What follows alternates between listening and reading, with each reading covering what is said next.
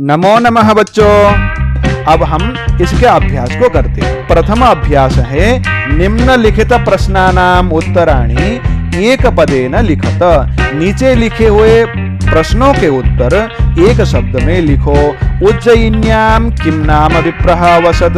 उज्जयिनी में किस नाम का ब्राह्मण रहता था? उत्तर होगा माधवः। माधव नाम का ब्राह्मण रहता था।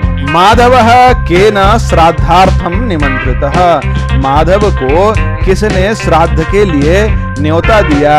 राज्ञा, राजा के द्वारा न्योता दिया गया था। अक्रियमाणस्य कर्तव्यस्य रसम कः पिबति। अक्रियमाण कर्तव्यों का रस कौन पीता है? कालः, काल समय उसका रस पीता है।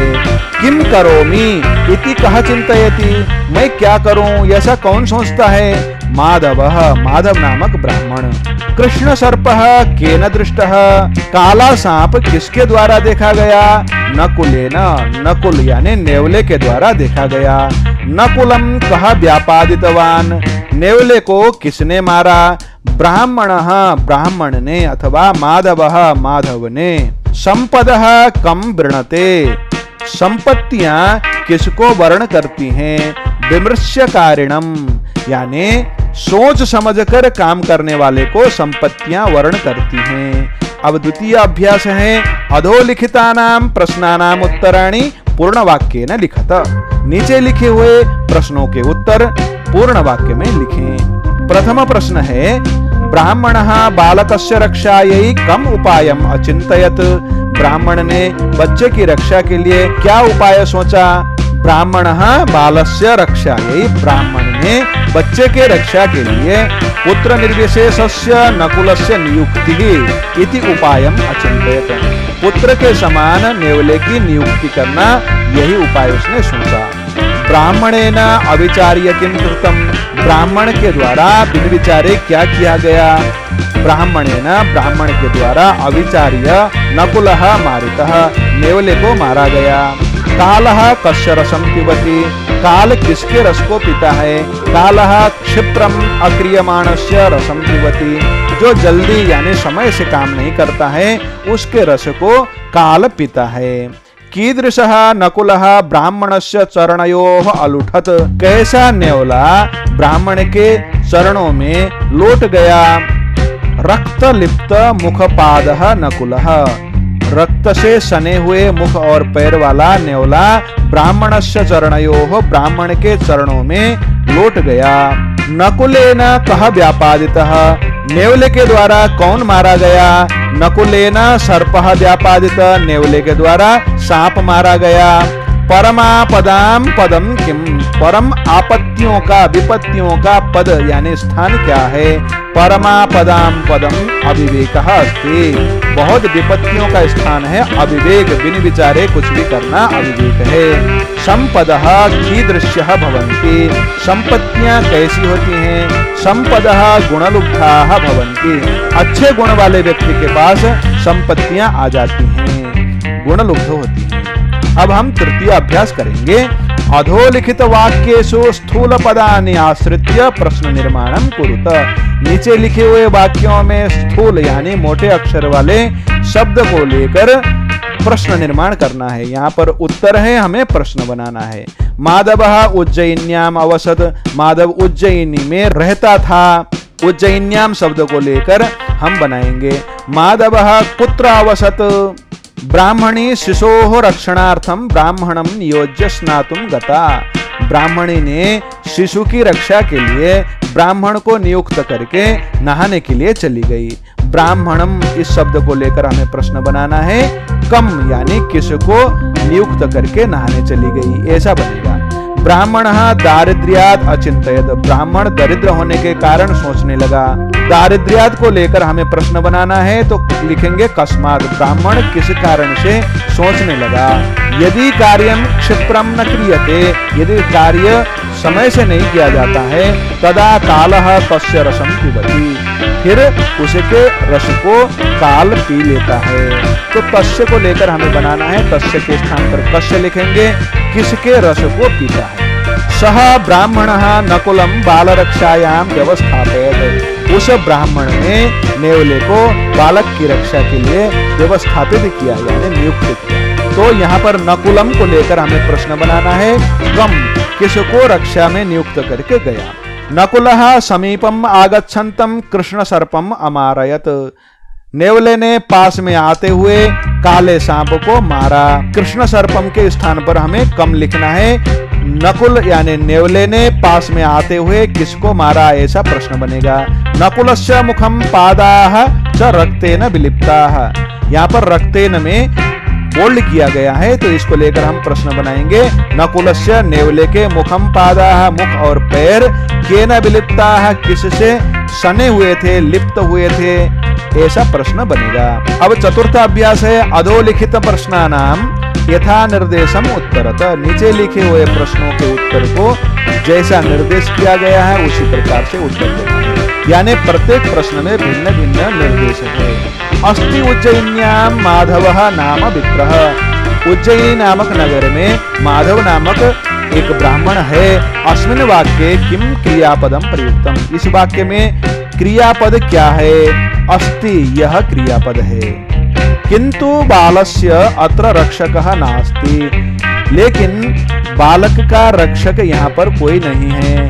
अत्र किम कर्तृपदम वर्तते। यहाँ पर कर्ता पद कौन है? तो यहाँ पर रक्षकः कर्ता पद है। ब्राह्मणं दृष्ट्वा नकुलः रक्त विलिप्त मुखपादः तस्य चरणयोः अलुठत। ब्राह्मण को देखकर रक्त से सने हुए मुख और पैर वाला नेवला उसके चरणों में अलुठत यानी लौट गया। अस्मिन् वाक्ये, इस वाक्य में किम विशेष्य पदम। इस वाक्य में विशेष्य क्या है? तो यहाँ पर नकुलः विशेष्य है। विशेष्य पद नकुल है और रक्त विलिप्त इत्यादि इसका विशेषण है। अत्रांतरे ब्राह्मणोपि श्राद्धम गृहीत्वा गृहम उपावृतः। इसी बीच पंडित भी श्राद्ध को लेकर घर पहुंच गया। अत्र दत्त्वा इति पदस्य किम विलोम पदम प्रदत्तम अस्ति। दत्त्वा यानी देकर शब्द के विपरीतार्थक शब्द क्या रखा गया है? तो गृहीत्वा इसका विपरीतार्थक शब्द यहाँ पर दिया गया है। दत्त्वा देकर, गृहीत्वा लेकर। बालकः स्वस्थः सर्पस्य व्यापादितः तिष्ठति। बच्चा स्वस्थ है और सर्प मरा हुआ है। अत्र बालकः सुस्थ इत्यनयोः पदयोः किम विशेषण पदम अस्ति। इन दोनों पदों में कौन सा विशेषण पद है? सुस्थः विशेषण पद है। बालक विशेष्य और सुस्थः विशेषण पद है। यदि सत्वरम न गच्छामि इत्यत्र शीघ्रम इति पदस्य किम पर्याय पदम प्रयुक्तम। यदि सत्वरम न गच्छामि, यदि मैं जल्दी नहीं जाऊंगा, यहाँ पर शीघ्रम इस अर्थ को देने वाला कौन सा पद शब्द प्रयोग किया गया है? सत्वरम, यहाँ पर वह शब्द है। इस प्रकार से ये हो गया। अब पंचम अभ्यास है घटना क्रमानुसारम वाक्यानि पुस्तिकायाम लिखत। घटना क्रम के अनुसार इन वाक्यों को रीअरेंजमेंट करके उत्तर पुस्तिका में लिखना है। यहाँ पर मैंने इस प्रकार से इनको उत्तर पुस्तिका में लिखने के लायक बनाकर रख दिया है। आप इनको उतारिएगा। प्रत्येक वाक्य की हिंदी व्याख्या हो चुकी है, इसलिए मैं हिंदी व्याख्या नहीं कर रहा हूँ इनकी। अब छठा अभ्यास है अधोलिखित कथनयोः उचित भावार्थम टिक इति चिन्हेन प्रदर्शयत। नीचे लिखे हुए कथनों में से जो उचित कथन है उसको टिक करना है। जैसे सहसा विदधीत न क्रियाम। बिन विचारे कोई भी काम नहीं करना चाहिए। इस अर्थ को देने वाले नीचे दिए हुए भावार्थ में से कौन सा है? कार्यम सर्वदा एव विचार्य कर्तव्यम। काम सदा सर्वदा विचार कर करना चाहिए। कार्यम यदा कदा एव विचार्य कर्तव्यम। काम को कभी कभार ही विचार करके करना चाहिए। कानिचित कार्याणि एव विचार्य कर्तव्यानि न तो सर्वाणि। कुछ ही काम विचार करके करना चाहिए, सब कुछ करने की आवश्यकता नहीं है। इनमें से प्रथम ठीक है। क्षिप्रम क्रियमाणस्य कालः पिबति तद्रसम। जल्दी काम न करने वालों का समय रस को पी लेता है। तो कालः कार्यस्य आनंदम नाशयति। काल यानी समय काम के आनंद को समाप्त कर देता है। कार्यस्य आनंदः स्वयमेव नश्यति। कार्य का आनंद स्वयं नष्ट हो जाता है। कार्यस्य स्वादः न्यूनः भवति। कार्य का स्वाद न्यून होता है। काल कार्य का आनंद नाश करता है, ये पहला वाला सही है। अब हम सप्तम अभ्यास को करेंगे। समुचित प्रतीप मेलनम कुरुत। समुचित यानी उचित, प्रतीप यानी विपरीतार्थक शब्दों के साथ मेलन करना है। आदानम का हो गया प्रदानम, लेना देना। समीपम पास, दूरम दूर। दारिद्र्यम दरिद्रता, संपन्नता संपन्नता हो गया। विवेकः बुद्धि, अविवेकः बुद्धि का न होना, विवेक का न होना। उपसृत्य पास जाकर, अपसृत्य दूर चला जाकर। सप्तम अभ्यास हो गया। अब हम अष्टम अभ्यास को करेंगे। अत्र विशेषणानि दत्तानि, नीचे विशेषण दिए गए हैं। एतानि अधोलिखित विशेष्यैः सह योजयत। इनको नीचे लिखे हुए विशेष्य पद के साथ जोड़ना है। यहाँ पर 3 विशेष्य पद दिए गए हैं और ऊपर विशेषण पद दिए गए हैं बहुत से। इनको हम इस प्रकार से जोड़ेंगे। नकुला नेवला, नेवले के विशेषण हैं चीरकाल पालितः, बहुत समय तक पाला गया। पुत्र निर्विशेष, पुत्र के समान। रक्त विलिप्त मुखपादः, रक्त से सने हुए मुख और पैर वाला। उपकारकः, उपकार करने वाला। व्यापादितः, मारा गया। नकुल यानी नेवले के विशेषण हैं। बालकः, बालक के। सुस्थः, ये विशेषण है। और सर्पः, सर्प के।